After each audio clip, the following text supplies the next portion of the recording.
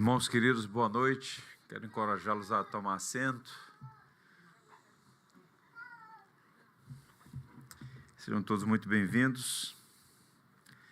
Aqui estamos nós, mais uma quarta-feira, com a graça de Deus.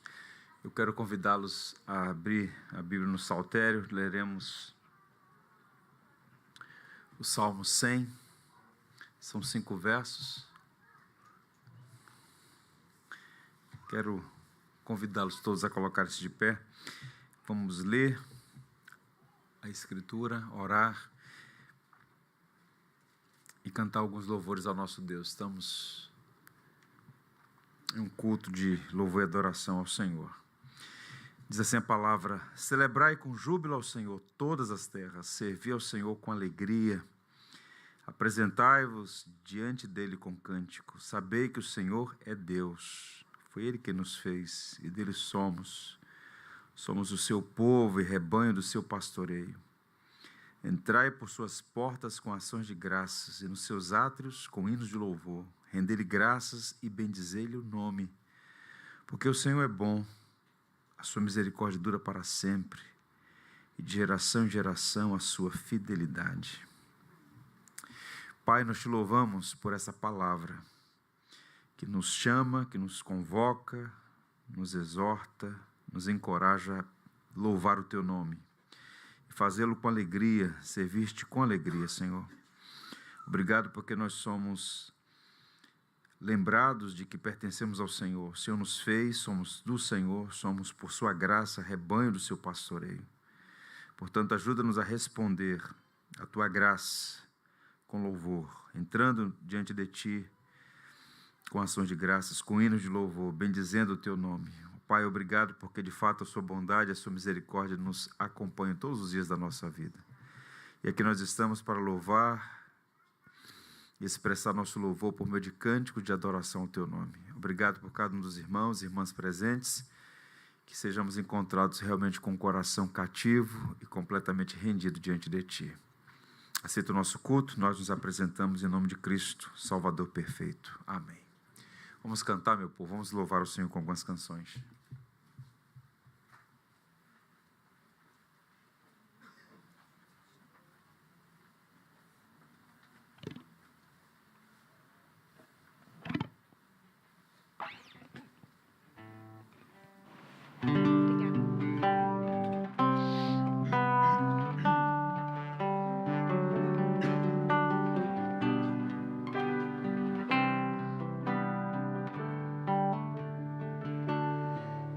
A cruz, o seu mistério não posso entender.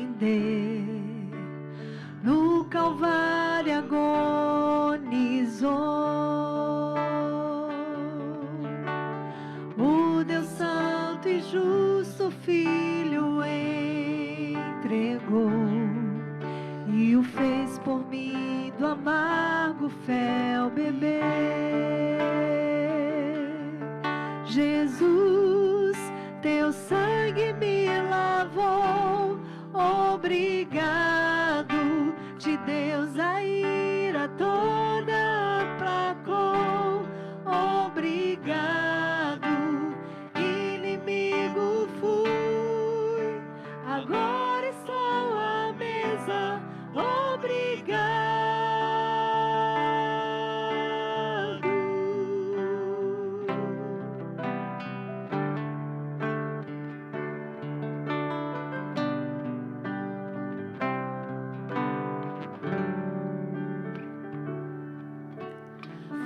Teu sacrifício que me aproximou, agora teu amigo sou. Tua gloriosa graça derramaste a mim, mercê e bondade, ó Deus, que não tem fim. Jesus, teu sangue me lavou, obrigado, de Deus a ira toda aplacou, obrigado, inimigo fui,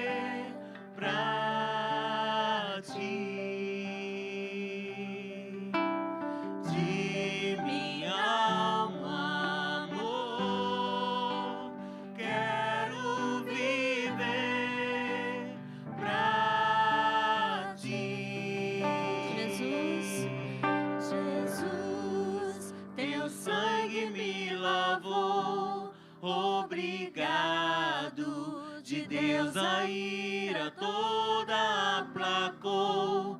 Obrigado. Inimigo fui, agora eu sou a mesa. Obrigado. Teu sangue me lavou. Obrigado. De Deus a ira toda aplacou. Obrigado.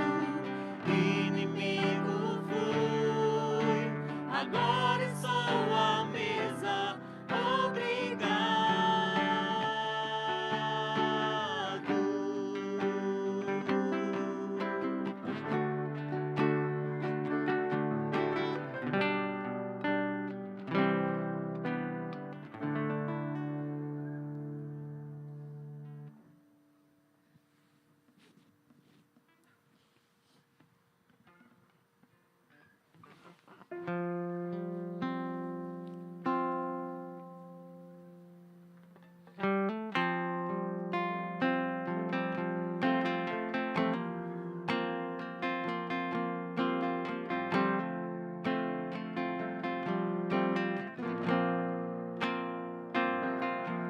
Só de ouvir tua voz, de sentir teu amor, só de pronunciar o teu nome, os meus medos se vão, minha dor, meu sofrer, pois de paz tu inundas meu ser. Só de ouvir tua voz, de sentir teu amor, só de pronunciar o teu nome, os meus medos se vão, minha dor, meu sofrer, pois de paz tu inundas meu ser. Jesus, que doce nome, que transforma em alegria o meu triste coração. Jesus, só o teu nome é capaz de dar ao homem salvação.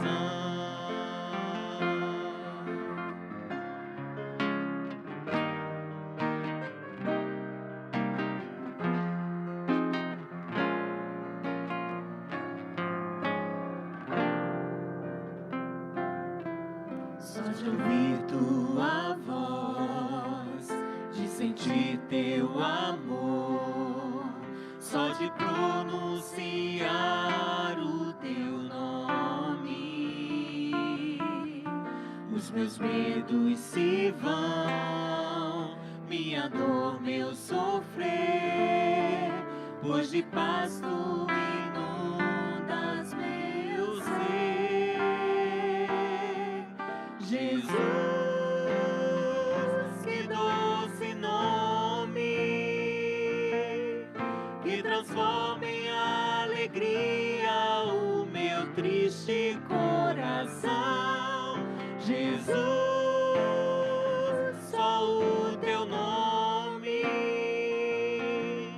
é capaz de dar ao homem salvação. Jesus, que doce nome,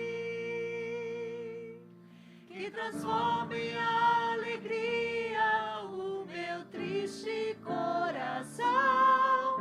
Jesus, só o teu nome é capaz de dar ao homem salvação. É capaz de dar ao homem salvação. É capaz de dar ao homem salvação.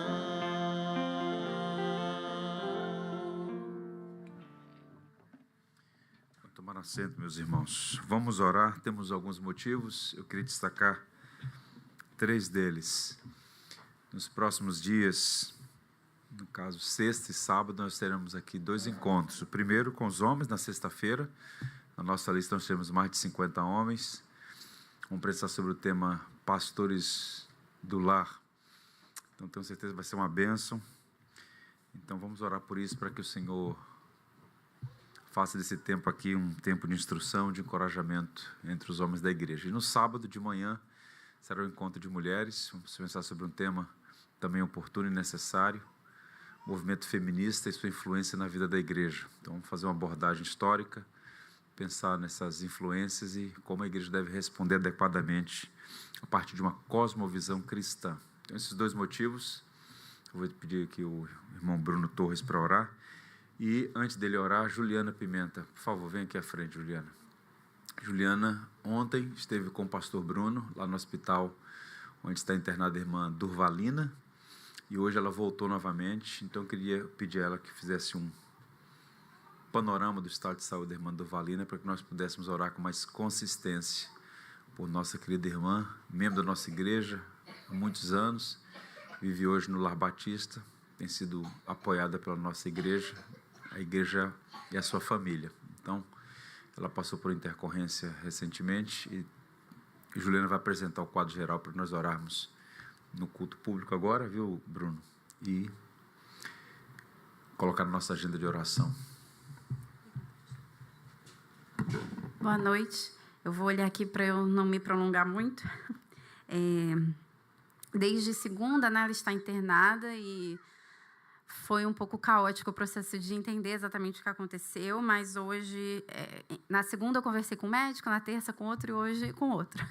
Mas o de hoje me passou um pouco mais de segurança e parece que podemos, né, realmente dizer que o que ela teve foi um AVC, porém, ainda não se confirmou porque ela precisa fazer uma tomografia e a tomografia do hospital está quebrada. Então, esse é o primeiro pedido de oração, que ela consiga, né, que os médicos consigam fazer esse exame, que é importante para entender a gravidade, a extensão, né, do caso. Como consequência, ela não está conseguindo engolir nem falar, né, ela está aqui com essa parte bloqueada, e ela deve se alimentar através da sonda. Porém, a sonda alimentar não progrediu. O que significa isso? Que os médicos não estão conseguindo colocar a sonda nela. Já foram feitas 3 tentativas. Então, desde segunda, ela está só com o soro. Obrigada, essa palavra que eu estava tentando lembrar. O soro pela veia, o que não é a melhor das situações. Então, esse é um outro pedido, né? O médico falou que hoje ia ser feita uma outra tentativa com outro profissional, que esse é o procedimento. Um mesmo profissional tenta 3 vezes. Não conseguindo, um outro profissional tenta. Então, vamos orar para que dê certo, porque aí ela vai poder se alimentar e isso vai ajudar também na melhora, né? E dentro desse processo todo tem a questão da infecção, né, que eu já tínhamos colocado no último relatório, que não é uma infecção muito séria, mas que, inclusive, até tem a ver com o quadro do AVC. Então, continuar orando para que essa infecção não piore, né, que seja controlada, especialmente por ela estar, né, num ambiente hospitalar. A boa notícia é que hoje ela saiu da sala vermelha para a sala amarela, que permite ter mais contato. Então, na sala vermelha não podia celular, na sala amarela pode. Eu liguei para algumas pessoas, para o pastor, minha mãe, a Ellen, filha do pastor Euclides, para falar com ela. E, apesar dela não estar falando, ela demonstrou entendimento. E a Ellen disse que isso é muito bom, porque mostra que, apesar, né, do quadro do AVC, que deixa a pessoa, né, um pouco desorientada, ela ainda conserva, né, alguma lucidez. Então, o pastor orou com ela e, no final da oração, dava para ver que ela estava tentando falar assim, tipo, como se fosse o amém. Quando eu coloquei o celular no ouvido dela também, ela foi com a mão como para quem tentar segurar. Então, ela estava entendendo, né, o que estava acontecendo. Então, isso é um bom sinal. Então, repetindo os pedidos, né, para que dê certo fazer a tomografia que ela precisa fazer, também para a colocação da sonda alimentar, e pela questão da infecção, né, que não progrida e que não piore.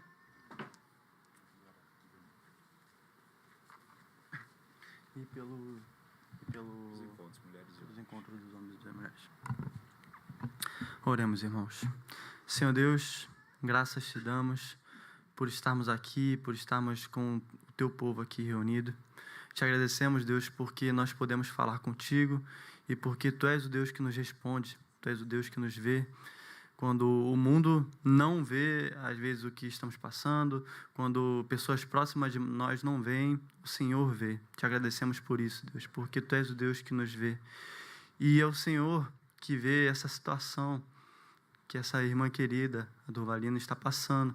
Que o Senhor possa estar indo ao encontro dessa situação, Deus. Que essa máquina de tomografia, ela possa ser resolvida, o problema que está passando ali, para que ela possa receber o seu exame, para que os médicos possam entender o que está acontecendo. Te pedimos para que o Senhor esteja também na mão do próximo médico que irá fazer a inserção dessa sonda, Deus. Te pedimos, Pai, para que ela possa se alimentar de maneira adequada, para que ela tenha dignidade ali naquele lugar, para que ela possa se recuperar de maneira mais rápida e que, principalmente, Deus, o Senhor possa estar cada vez mais agindo para que a doença não avance, para que a infecção não avance, para que essas coisas não venham a piorar o quadro, mas que logo, logo ela possa ser restabelecida, possa ser trazida de volta do hospital, se da tua vontade for. E nós te pedimos, Deus, que o Senhor haja com poder, principalmente consolando, principalmente agindo no coração dela ali, no coração dos familiares, das pessoas que estão cuidando ali, para que possam ver a sua glória, porque assim como o homem cego, lá no capítulo de João, Jesus virou e falou, isso é para que a glória de Deus seja manifesta. Nós cremos que todas as coisas que acontecem na vida dos teus filhos é para a tua glória, Deus, é para o teu querer, é para a tua vontade, é para a bondade da tua igreja, para nosso crescimento, Deus. E nós cremos que o Senhor é providente, o Senhor é o pastor da nossa irmã ali no hospital. Te pedimos também, Deus, para que o Senhor abençoe o nosso encontro, o encontro das mulheres, o encontro dos homens aqui, seja tempo de crescimento para os teus filhos aqui, tempo de se alimentar de coisas sólidas, coisas que nos edificarão, nos farão estar prontos para vencer o dia mal e para também contrapor as más ideologias que nos assediam nesse mundo, Deus. Te pedimos para que o Senhor abençoe os preletores, abençoe as pessoas que estarão ali, guarda cada um na sua ida, na sua volta, nesse Rio de Janeiro tão difícil. Te pedimos para que o Senhor esteja guardando com seus anjos. E é isso que nós te pedimos, Pai, que o Senhor esteja em todas essas coisas, agindo para a glória do teu nome e para o bem daqueles que te amam, Deus. Em nome de Jesus, amém.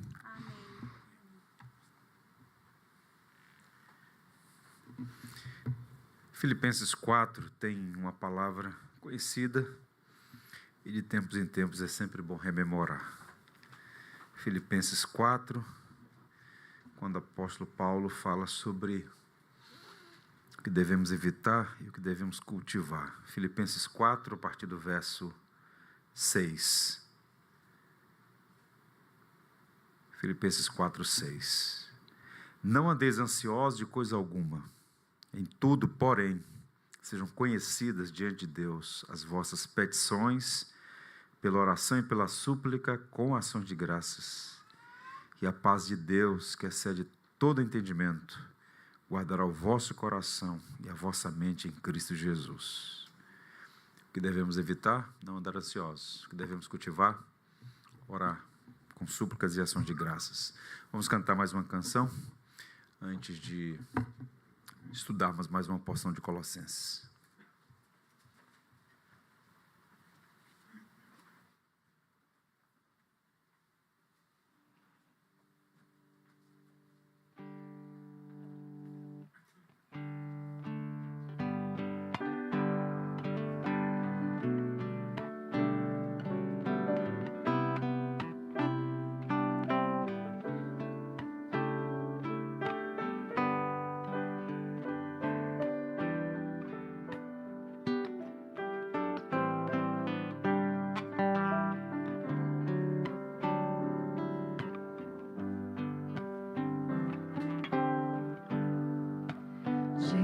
Jesus Cristo mudou meu viver. Jesus Cristo mudou meu viver. É a luz que ilumina o meu ser. Sim, Jesus Cristo mudou meu viver. Diferente hoje é o meu coração. Diferente hoje é o meu coração. Cristo deu-me paz e perdão. Sim, diferente hoje é o meu coração.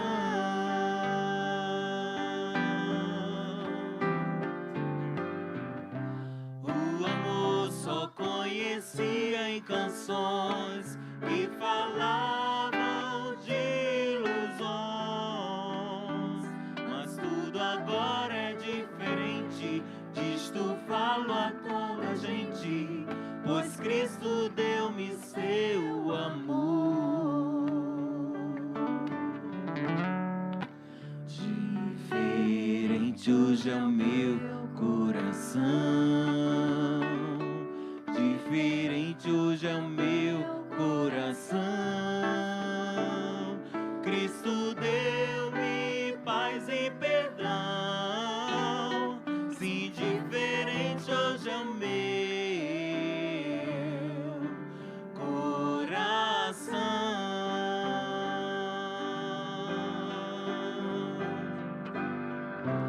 O amor só conhecia em canções que falavam de ilusões,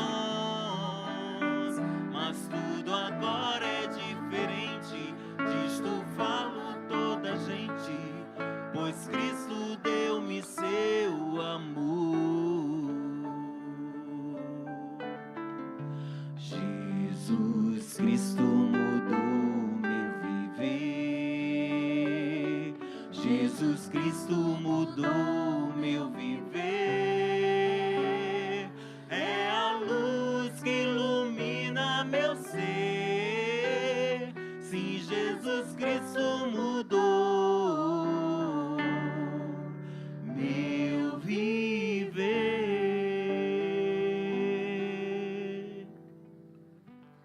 Podem sentar, irmãos. Música boa não envelhece. Essa é uma daquelas que Moisés cantou no deserto, né? Irmãos queridos, Colossenses capítulo 3, leremos os versos 20 a 21. Filhos obedientes, pais sábios. Nem todos aqui são pais, mas todos aqui são filhos. E certamente alguma coisa nós podemos aprender a partir dessa passagem. Filhos obedientes, pais sábios é o tema, como o Evangelho molda os corações. Colossenses 3, versos 20 a 21, diz assim a palavra de Deus. Filhos, em tudo obedecei a vossos pais, pois fazê-lo é grato diante do Senhor. Pais, não irriteis os vossos filhos, para que não fiquem desanimados. Que o Senhor nos abençoe. É sempre bom ler a Bíblia considerando o contexto. E a Bíblia não foi escrita em capítulos e versículos. Existe uma unidade literária que transcende essas divisões, capítulos e versículos. Mas há um ponto aqui que precisa ser levado em destaque. Paulo começa o capítulo 3, por assim dizer, nas alturas, né? Porque inclusive ele diz, pensai nas coisas do alto. E então ele vem aplicando as verdades do Evangelho, falando que nós devemos despir daquelas práticas que eram próprias do velho homem, nos revestir das novas práticas do novo homem. Então ele vem aplicando essas verdades todas, como de fato o Evangelho transforma a nossa vida, e de forma prática, bem pastoral, ele agora aplica no contexto do lar. Porque, percebam, é onde, de fato, as mudanças ficam mais evidentes. Uma coisa é a ambiência da igreja, o culto público, no qual nós comparecemos por 1 hora, 1h30, 2 horas e meia. Outra coisa é o convívio, o dia a dia, né? Então, ele vai aplicar as verdades do Evangelho na relação mais profunda que pode existir entre duas pessoas, marido e mulher. Depois ele aplica na relação pais e filhos, e em ato contínuo, no texto subsequente, ele vai falar da relação entre patrão e empregado, na relação do trabalho. Então, pastoralmente, ele vai mostrar como o Evangelho precisa moldar a nossa vida, e essa modelagem tem que implicar, entre outras coisas, da maneira como nós nos relacionamos. É basicamente o que ele vai fazer aqui. Então, o Evangelho chega ao casamento, o Evangelho chega à relação entre pais e filhos e também chega ao trabalho. E eu volto a dizer, é justamente nas relações interpessoais que a espiritualidade cristã é testada, não apenas no domingo, mas no dia a dia, na convivência de segunda a sábado. Pois bem, agora vejam qual ponto aqui interessante. Toda essa sessão ela é governada já a partir do que Paulo apresentou no capítulo 1, que é o senhorio de Cristo, é o tratado cristológico mais profundo que nós temos no Novo Testamento, aquela perícope no capítulo 1. E o que é que Paulo vai apresentar aqui? Vejam, ele dá uma ordem aos filhos para que obedeçam aos pais, ponto pacífico. Isso na cultura greco-romana não era nada novo. Agora, o que é absolutamente dissonante, foi chocante para qualquer leitor naquela conjuntura, é ele exigir dos pais que os pais não provocassem a ira dos filhos para que eles não ficassem desanimados. Por que razão? Na cultura ali havia o princípio do pater potestas, em que o pai romano tinha total e absoluta autoridade sobre a sua família. É uma coisa impressionante. Então, o que Paulo vai fazer aqui?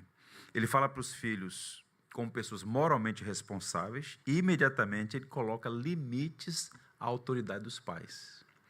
Em outras palavras, no português claro e numa síntese, filhos não são soberanos, não são autônomos. Os pais também não são soberanos, não têm todo o poder. Em outras palavras, Cristo é o Senhor da casa. Então, nessa sessão, tal como ele fez na relação entre marido e mulher, Cristo é o Senhor. Quando Cristo governa o coração do cristão, a relação marido-mulher, a relação pais e filhos, a relação no trabalho é governada adequadamente. Então, é basicamente o que ele está a dizer aqui. Dito isto, Paulo vai, por meio do Evangelho, reorganizar a autoridade, a obediência, a disciplina e afeto dentro de casa. Então, vejam como esse texto, escrito há mais de 2000 anos, ele continua muito pertinente, porque tem sido, de forma recorrente, um drama, né? Como Jesus bem disse, é do coração que procede os maus desígnios. Então, a gente não pode mudar comportamento apenas, tem que tratar o coração. O comportamento é sempre resultado da condição do coração. Se o coração for governado pelo Evangelho, por Jesus Cristo, isso vai ter implicações positivas nos seus relacionamentos, inclusive nos mais profundos, na ambiência da família. Então, dito isso, eu quero mostrar para vocês, a partir desses 2 versos, 2 exortações que Paulo faz aos pais, 2 exortações aos filhos e, nesse movimento, algumas aplicações práticas. Primeiro aos filhos, aprendam a obedecer. Paulo diz, filhos, em tudo obedecei a vossos pais. Então, vejam, a família, ela é, via de regra, a primeira escola de autoridade. Quem não é bom filho, dificilmente será bom marido, dificilmente será boa esposa, dificilmente será um bom patrão, um bom empregado. Essa relação entre pais e filhos, ela vai governar, ou pelo menos refletir muito em todas as relações. Então, quem, via de regra, é um bom filho, uma boa filha, e isso vai ter implicações nas outras relações. Então, Paulo começa falando dessa escola de autoridade que é o ambiente do lar. Obediência envolve submissão da vontade. Submissão da vontade. Você tem uma autoridade sobre você. Então, os filhos devem obediência aos pais. A criança naturalmente pergunta, o que quero? Os pais precisam ajudá-la a aprender outra questão, né? O que é certo diante de Deus. Então, o pai cristão em particular, ele tem o dever de catequizar, de instruir, porque a criança não nasce neutra. ela já é um filhotinho de Adão, não é? Se não for bem disciplinada, pode transformar em algo bem terrível. Essa semana, não sei se vocês acompanharam, eu fico olhando para aquilo e falei, rapaz, o que é que faltou ali? Faltou, entre outras coisas, suponho, né? Não conheço os detalhes pormenores, mas me pareceu, a grosso modo, que faltou ali um treinamento básico em casa. Um avião, salvo engano, com destino a, não sei se foi para a Austrália ou Holanda, uma coisa dessa, um país desse. O avião já estava em pleno voo, né? E os pais não conseguiram que a criança colocasse o cinto de segurança, os comissários não conseguiram e o piloto não teve outra opção. Ele teve que voltar para o aeroporto, porque ninguém conseguia colocar que a criança colocasse o cinto de segurança. Eu falei, rapaz, que situação. Um reizinho ali, um ditadorzinho dentro da aeronave, tiveram que voltar, não é? Então, vejam, esse quadro parece até cômico, né? Mostra a quantidade de filhos, de crianças, exercendo tirania no ambiente do lar. E essa tirania no ambiente do lar, se ela não for tratada, ela vaza para as outras relações. No shopping center, em ambiente, você percebe claramente, assim, estão tirando ali, né, dando ordem aos pais e tal. Então, Paulo, que conhecia bem a natureza, mas olha, filhos, vocês devem obediência aos pais.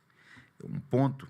E ele vai dizer o seguinte, essa autoridade dos pais é um presente de Deus, não é uma autoridade para machucar, não é autoridade para cessear direitos, liberdade, dignidade. Paulo vai, inclusive, depois corrigir os pais enquanto os excessos. Mas a obediência é uma responsabilidade espiritual. Paulo não diz simplesmente, obedeçam porque seus pais mandaram. Percebam? Como Paulo é bem catequético aqui, ele acrescenta, no Senhor. Portanto, o filho cristão aprende que obedecer aos pais faz parte de sua obediência a Cristo. O Dr. Warren Wieser observa que Paulo apresenta a obediência como fundamento da formação do filho. O objetivo qual é? A maturidade. E a obediência participa desse processo. O indivíduo não pode crescer em todos os sentidos da vida, alcançar maturidade, sem que aprenda a obediência. A obediência não é um elemento inato. É algo que pode ser trabalhado. Aprender a obediência. Obediência não significa que os pais são infalíveis. A expressão no Senhor coloca, portanto, toda a autoridade humana debaixo da autoridade de Cristo. Essa obediência é no Senhor. Portanto, os pais erram, os pais pecam, os pais precisam pedir perdão. A autoridade dos pais não é inata, ela é delegada. Só Deus tem autoridade inata. Deus delega autoridade. Essa autoridade não pode ser absoluta. Ela tem seus limites. Por isso ele diz, filhos, obedecei aos vossos pais no Senhor. Então, esse é um ponto importante. Então, qual é a aplicação? Nossa cultura frequentemente ensina, faça aquilo que você sente, faça aquilo que seu coração mandar. Esse é o conselho mais estúpido e louco que pode existir. Porque o coração, inerentemente, ele sempre vai caminhar numa direção oposta à vontade de Deus. A Escritura ensina a submeter nossos desejos e vontades à vontade de Deus, à legislação de Deus, à lei de Deus, né? Então, uma criança que nunca aprende que existe autoridade acima de seus desejos terá enorme dificuldade para compreender o senhorio de Cristo. E aqui um recorte rápido, como o Ocidente está se afastando cada vez mais daqueles valores que construíram o mundo ocidental, né? Aqueles chamados princípios civilizatórios. O indivíduo podia não ser cristão, podia não estar conectado ao ambiente da fé cristã, mas, em alguma medida, a moral judaica cristã acabou estabelecendo balizas que nortearam por muito tempo a conduta, aquilo que era civilizado. Então, vejam, num passado não tão distante assim, qual era a autoridade suprema numa sala de aula? O professor. Se o professor fizesse uma anotação ali, chegasse em casa uma anotação, a criança ia ter que responder aos seus pais, não é? Hoje em dia, se o professor fizer uma queixa contra o menino, contra a menina, os pais se juntam ao filho, vão querer agredir o professor. Ou seja, há uma inversão total, porque ninguém quer mais se submeter à autoridade. Na verdade, essa palavra autoridade, instituição, colapsou. Então, toda autoridade é vista como suspeição. Então, falar que os pais têm autoridade sobre os filhos, não é? Em muitos contextos não é bem assim, né? Tem que respeitar a criança, a ideia de dialogar, e a criança tem a sua vontade, tem a sua individualidade, e por vezes os pais negociam essa autoridade que foi delegada para o bem da própria criança, porque se ela não for corrigida no momento oportuno, em algum momento isso vai dá problema. Eu me lembro, alguns anos atrás, já faz algum tempo, na verdade, eu fui convidado por uma senhora que servia dentro de uma prisão aqui no Rio, Bangu. E o diretor me recebeu muito atenciosamente e ele reuniu lá um grupo expressivo de homens e pediu que eu desse uma palavra para eles. Então, estavam aqueles rapazes todos lá. Boa parte deles com menos de 30 anos de idade. Eu comecei a conversar com eles e perguntar os nomes e pensei que eu estava na escola bíblica dominical. Por conta dos nomes. Jeremias, Obed, né? Isaías, Davi, Lucas. Só tinha nome de crente. Não é? Falei, gente, comecei a conversar. Boa parte daqueles que lá estavam foram criados nesses ambientes evangélicos. Evidente que cada um toma as suas decisões, um é moralmente responsável, mas não podemos colocar de fora da equação que muitas vezes filhos se extraviaram pela leniência, a falta de firmeza, de exercício da boa autoridade dos pais. Então, os filhos precisam obedecer. E, para obedecer, precisam saber quem está no comando, não é? Quem exerce essa autoridade. Cristo é o Senhor e delega autoridade aos seus pais para o bem dos seus filhos. Então, a primeira orientação que Paulo dá aqui claramente é essa: filhos, obedeçam aos seus pais. Uma outra orientação: obedeçam porque desejam agradar ao Senhor. Ele diz assim, ó, pois fazê-lo é grato diante do Senhor. Então, a razão última da obediência não é porque o pai é perfeito. Os pais não são. Não é? Outro dia alguém escreveu um texto para mim sobre Davi, né, que Davi tinha sido um mau pai. Eu falei assim, olha, eu discordo de você. Discordo. Eu já passei dessa fase de fazer juízo sobre Davi em relação à sua paternidade. Davi era um pai como todos os demais, um pai amalgamado, acertava e errava. Em alguns momentos ele errou, como naquele caso lá, envolvendo seus filhos, Amon, Tamar, Absalão. Ele foi uma fase bem complexa da vida de Davi, mas Davi foi um bom pai. Agora, um pai que tinha luzes e sombras. Então, os pais erram, os pais falham. Agora, veja, ele não diz assim, ó, obedeça aos seus pais quando eles forem pessoas boas, obedeça a sua mãe porque ela nunca erra. Não, ele diz, obedeça porque seu desejo é agradar o Senhor. Assim como ele vai falar em relação ao trabalho, ao trabalhador, não façam porque vocês estão sendo vistos, trabalhem como se estivessem servindo ao próprio Deus, diante de quem vocês sempre estão, corandeu. Então, a obediência deixa de ser simplesmente uma relação horizontal entre pais e filhos e passa a ser uma relação vertical do filho com Deus. Então, a autoridade dos pais, repito, é delegada, pais não possuem autoridade absoluta, somente Cristo é Senhor. Então, essa obediência, ela é mais do que um comportamento adequado. Se a gente pegar o texto correlato aqui em Efésios, Paulo vai citar textualmente um dos mandamentos, lá em Êxodo, né? Honra teu pai e a tua mãe, que é o primeiro mandamento com promessa, né? Que você tenha longevidade e qualidade de vida. Então, Paulo passa da ação para a atitude, porque obedecer envolve o comportamento, honrar envolve o coração. Isso é uma distinção muito interessante. Pode observar as crianças, né? Elas obedecem, mas muitas vezes não se submetem. É uma obediência que é, na verdade, uma ação externa, um comportamento, mas o coração não está rendido. Vejam, é possível obedecer batendo a porta. É possível cumprir uma ordem murmurando, ou não? É possível fazer exatamente aquilo que foi pedido e ainda assim demonstrar desprezos. Então, quando Paulo diz que devem obediência e fazer isso com gratidão diante de Deus, ele está falando, é mais do que obediência. É uma obediência em rendição. É uma obediência que transmite honra. Então, alguém pode obedecer sem submeter-se. Porque a submissão tem a ver com o coração. Então, honrar o pai, honrar a mãe, é mais do que obedecer à vontade. É, de fato, fazer isso com gratidão, com temor diante de Deus. Então, por isso, Deus não deseja apenas mãos obedientes, Ele deseja corações que honram. Uma distinção importante. A forma da relação muda ao longo da vida. Quando pequenos, obedecemos diretamente aos pais. Quando adultos, estabelecemos a nossa própria casa e tomamos as nossas próprias decisões. Em algum momento, você pode ouvir um conselho de um pai, de uma mãe, mas não necessariamente ter que submeter a sua vontade à vontade dos seus pais, porque a etapa da vida já é outra. Mas existe algo que não possui prazo de validade: honrar pai e mãe. Hoje eu conversei com uma pessoa que depois de 18 anos de casamento tomou a decisão de romper. Gente de outro estado me ligou, uma conversa delongada. E uma das falas que me impressionou foi: eu estou nessa situação porque lá atrás, há exatos 19 anos, logo no início, eu não ouvi o meu pai e minha mãe. Eu tinha um princípio lá com o pastor Jesse, com quem eu aprendi muito, o pastor Jesse Carlos Monteiro Costa. Ele dizia sempre, a igreja é grande, expressiva, muita gente, muitos adolescentes jovens, ó, vocês podem ficar à vontade, a vida é de vocês. Agora, não faça o casamento de ninguém sem a expressa anuência dos pais. A vontade de Deus expressa a vontade dos pais. Você tem que orar para o Senhor mudar o coração do seu pai e da sua mãe em relação a essa situação. Porque se pai e mãe disser não, não entra não, que é furada. Via de regra é furada. Há uma bênção na autoridade dos pais. Então, mesmo quando os pais eventualmente erram, e os pais podem errar, a obediência aos pais, embora ela tenha, por assim dizer, algum grau de um intervalo, né? Quando o indivíduo já é adulto, ele tem a sua responsabilidade, vai tomar suas escolhas.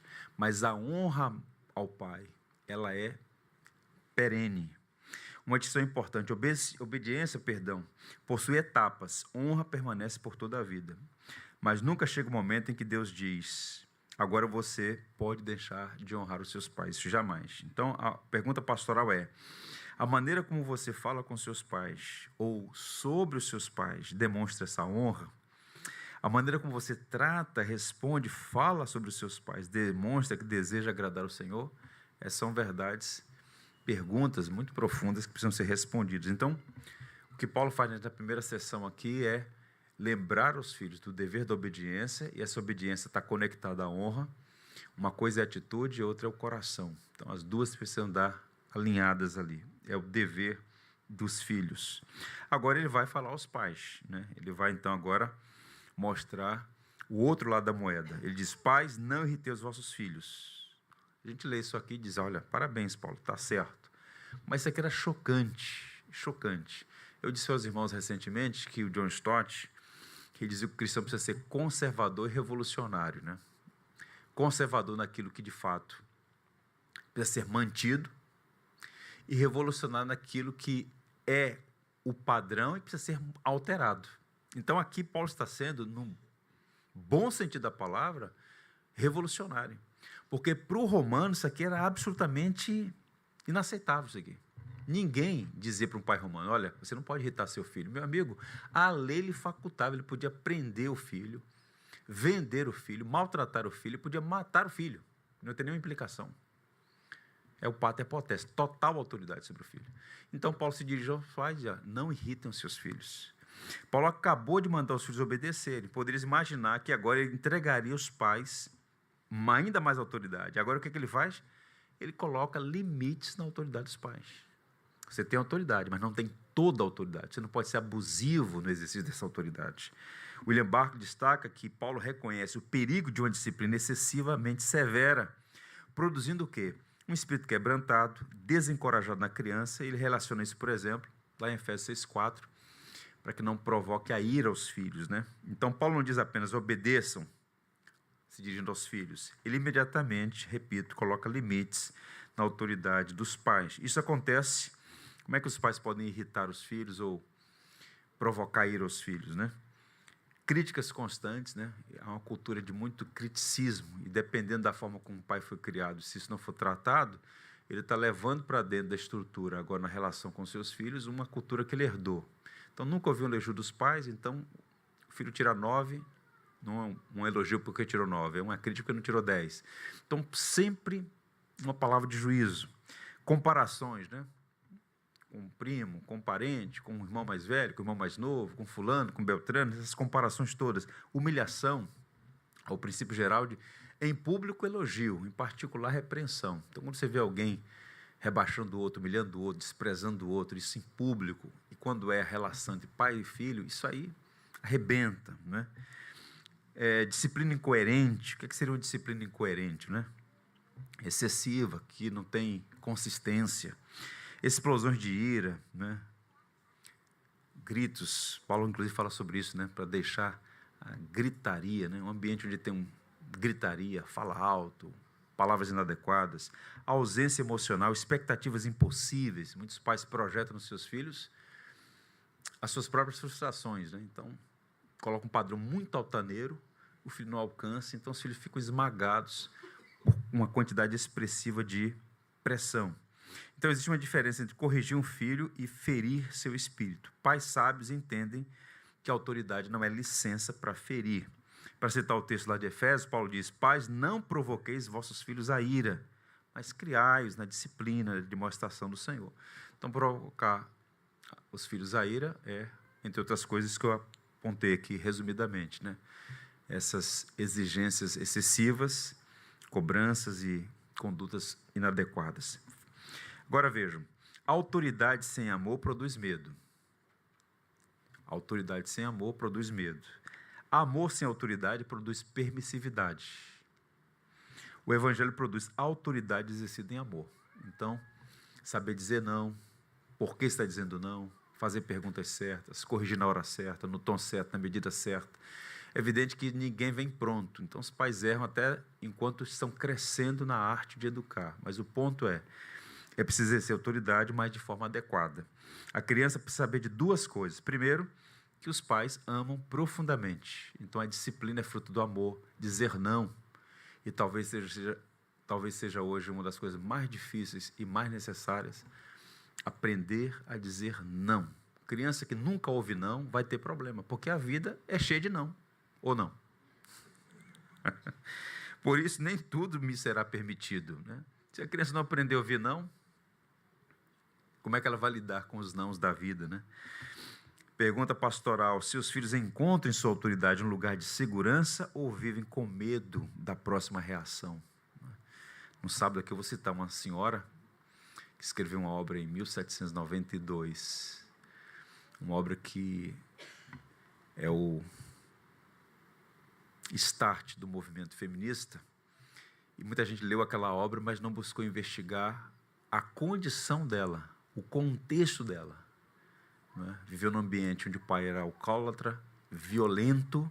Ela descreve, inclusive, que muitas vezes dormia na porta do quarto dos seus pais, com medo de que, se em algum momento a mãe necessitasse de uma ajuda, ela correr para socorrer a mãe.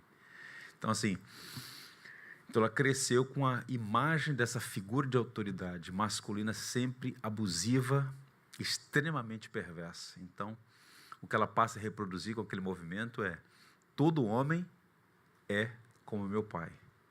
Um homem abusivo no exercício da sua autoridade, e, portanto, todo homem é assim, de modo que a mulher sensata jamais se envolve com um homem. Na verdade, a proposta é criminalizar a figura masculina, e foi o que o movimento, na verdade, fez, e os resultados estão aí. Então, em gerais, o que eu estou a dizer é basicamente isso: os pais sábios precisam amar profundamente, e isso implica em exercer essa autoridade adequadamente.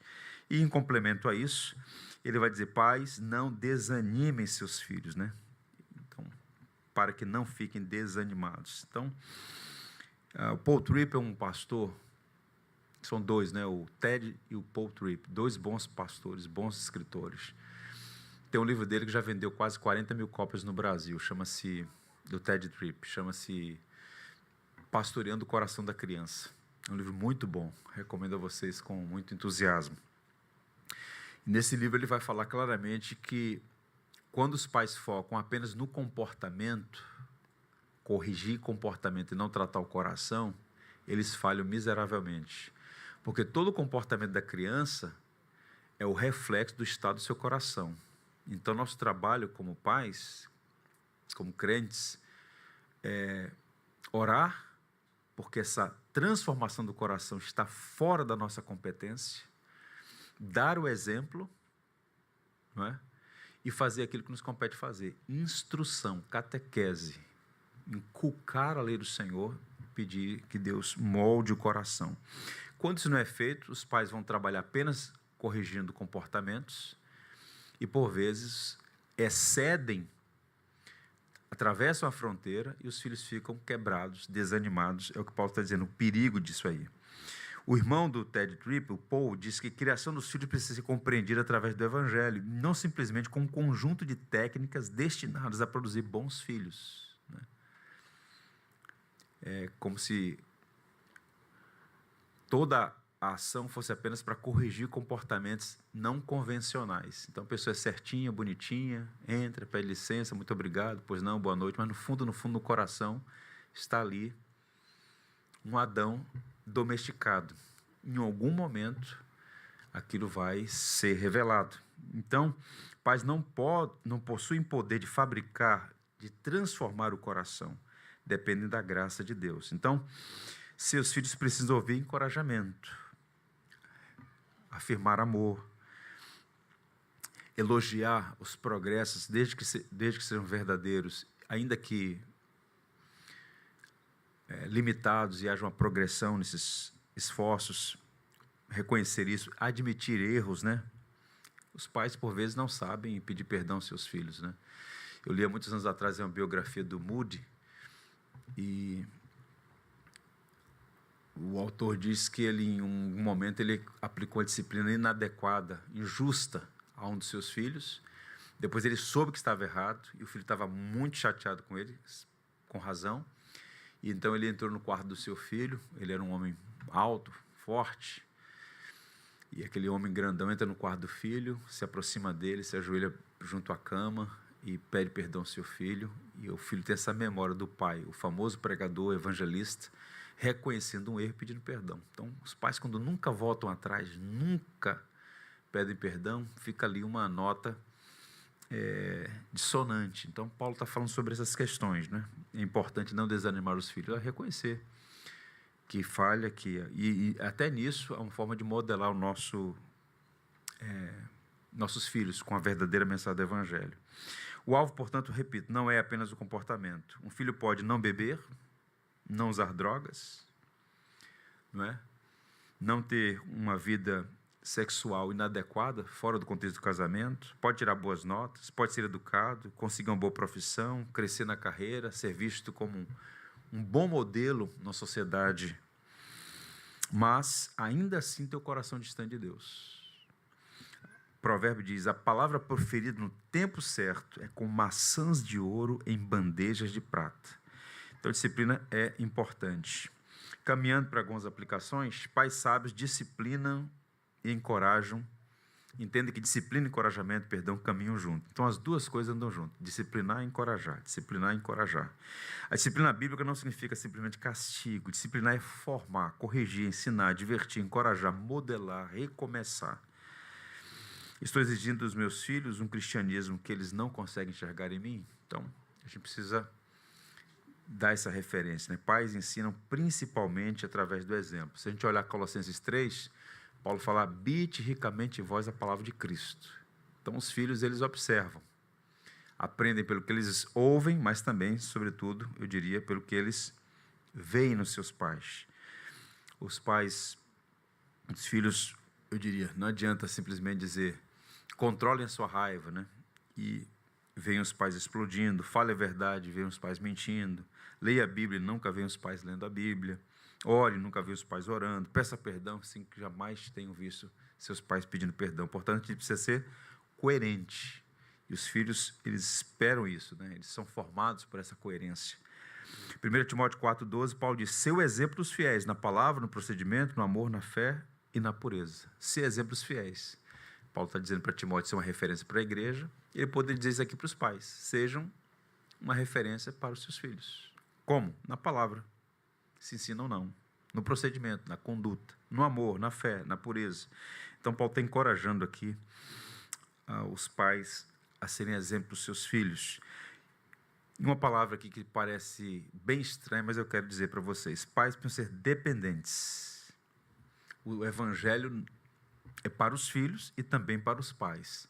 O pai não tem em si mesmo competência, poder para transformar o seu coração, nem o coração dos seus filhos. Tanto o filho quanto o pai dependem do evangelho. Nós perdemos a paciência, nós falamos aquilo que não deveríamos, nós somos inconsistentes, Nós sabemos que não podemos trabalhar demais e, por vezes, invertemos a agenda. Ouvimos de menos, às vezes disciplinamos por irritação, não por amor. E os filhos precisam testemunhar algo extraordinário. Os pais de coração penitente, corações quebrantados, pais que são ensináveis. O que eu admiro muito em Davi, apesar de todas as fraquezas que Davi cometeu, e essa é uma das razões pelas quais ele foi chamado de homem segundo o coração de Deus, era o coração ensinável e penitente, arrependido, quebrantado. Ele mesmo diz que um coração quebrantado e contrito o Senhor não desprezaria. Então é importante entender isso. Isso é demonstrado pela força do Evangelho. Então, eu encerro, irmãos, dizendo duas coisas a vocês. Primeiro, lembrando que essa vida relacional no ambiente do lar precisa de uma bússola, precisa de um norte. Tente imaginar, hipoteticamente, atravessar uma floresta, né? Então, você está com a família. Então, cada um tem uma opinião. Vamos nessa direção. É melhor voltar. Estamos perdidos. Vamos na direita, vamos na esquerda, vamos naquela direção. Está todo mundo perdido. Precisamos de um norte, de uma bússola, de uma diretriz. E, de acordo com Colossenses aqui, esse norte, essa bússola, é o Evangelho. Não é a opinião do pai, a opinião da mãe, dos filhos. O Evangelho deve governar as relações, inclusive marido e mulher, pais e filhos. Que é exatamente o que Paulo está fazendo aqui em Colossenses 3. Filhos têm desejos, pais têm expectativas, todos possuem temperamentos, frustrações, opiniões, mas nenhuma dessas coisas determina o norte. O norte é Cristo. Por isso a importância de crescer na graça e no conhecimento de Jesus, para que o Evangelho possa moldar decisões, comportamentos, ordenar os afetos, adequar as expectativas, nem muito altaneira, nem muito rasteira. Então, o Evangelho vai promover o bem do indivíduo, da família. Não é? Então, a pergunta que devemos fazer nós todos é a seguinte: quem é o Senhor da casa? Não é? Quem é o Senhor da casa? O Senhor da casa não é os pais, muito menos os filhos. O Senhor da casa deve ser Cristo. Quando Cristo é o Senhor da casa, a autoridade é exercida adequadamente, a obediência se torna adequada e há uma rendição ali. No caso, os filhos aprendem a honrar o Senhor. Então, filhos obedecem, filhos honram os seus pais, pais não ficam de coração, não ferem o coração dos seus filhos, e os pais conduzem seus filhos ao Senhor. É uma palavra muito oportuna, muito necessária. Repito o que eu disse no início: nem todos aqui são pais, mas todos aqui são filhos. Que o Senhor nos ajude a guardar essa palavra e abençoar aqueles que estão próximos a nós, em particular a nossa família. Amém? Vamos pedir a Deus que tenha compaixão de nós, nos abençoe. Senhor Deus, obrigado por sua palavra. Sua palavra é viva e eficaz. Ela é fonte última de autoridade que deve governar tanto a nossa doutrina quanto a nossa conduta. Nós nos submetemos a ela, pedindo a tua graça, porque muitas vezes nós somos enquadrados, repreendidos, confrontados com verdades como essas. Todos aqui são filhos e em algum momento nós desobedecemos, em algum momento nós falhamos na honra que é devida aos nossos pais, razão pela qual pedimos o seu perdão e a sua graça. Oramos pelos pais aqui presentes para que exerçam sua autoridade na medida certa, debaixo da autoridade maior que é o próprio Senhor, no temor do Senhor, buscando o bem dos filhos aqui representados. Ó Senhor, abençoa esta igreja para que ela seja uma igreja cada vez mais fortalecida na fé, no amor e na esperança, de famílias saudáveis, moldadas pelo Evangelho. Obrigado por essa porção da sua palavra que falou tanto ao nosso coração sobre a relação marido e mulher e agora sobre a relação pais e filhos. Que o Evangelho seja o nosso norte, que Cristo seja a autoridade suprema a governar nossos relacionamentos. Oramos em nome dele, nosso Salvador. Amém. Uma boa noite, irmãos queridos.